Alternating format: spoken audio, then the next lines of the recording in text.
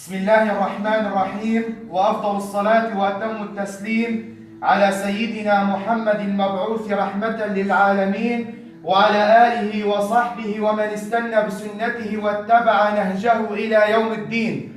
قال رسول الله صلى الله عليه وسلم: خيركم من تعلم القرآن وعلمه.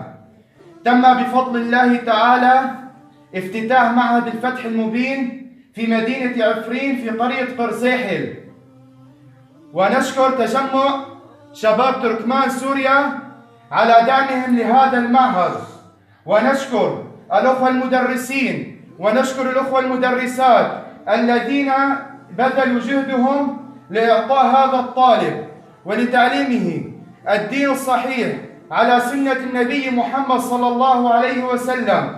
وكما نشكر الأخوة الذين بعثوا أبنائهم إلى هذا المعهد لكي يتعلموا أمور دينهم، ونشكر كل من ساهم في هذا العمل، ونسأل الله تعالى أن يكون هذا العمل خالصا لوجهه الكريم.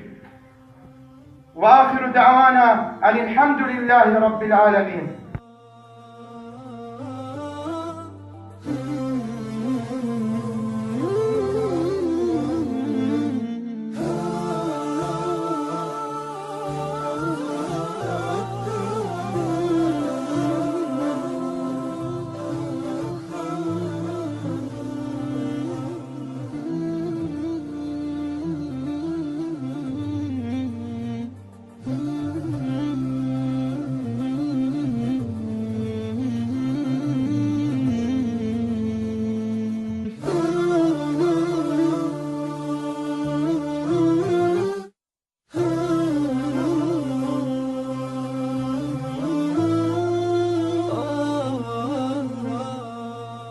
عندنا الطالبة من إخواننا الأكراد تقول: تفضل يا شهادة.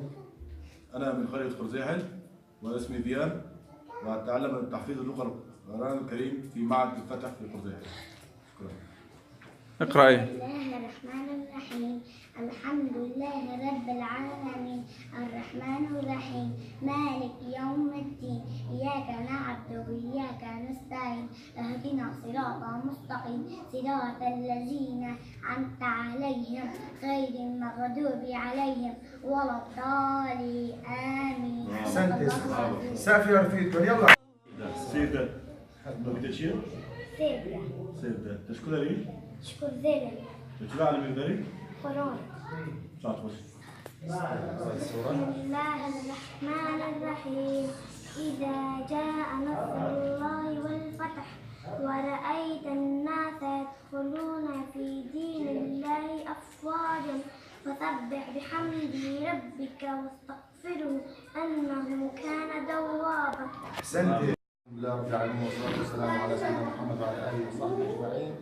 نتوجه نحن في مسجد قرزيحل معهد الفتح المبين بالشكر لأهالي هذه البلدة وللمجلس المحلي فيها، ونسمع منهم كلمة إن شاء الله تعالى. تفضل بسم الله. أم بنوفي مجلسي بني قرزيحل طبعا بريوا عبد الرحمن الجار من خدمتي ودنا وسبوسي مشجيرها شباب تجمع تركمان في سوريا جوار هنا وش مدرسين الجير هنا وش مدرسات والأنسات الجيانا وش طلاب هنا وش جيران.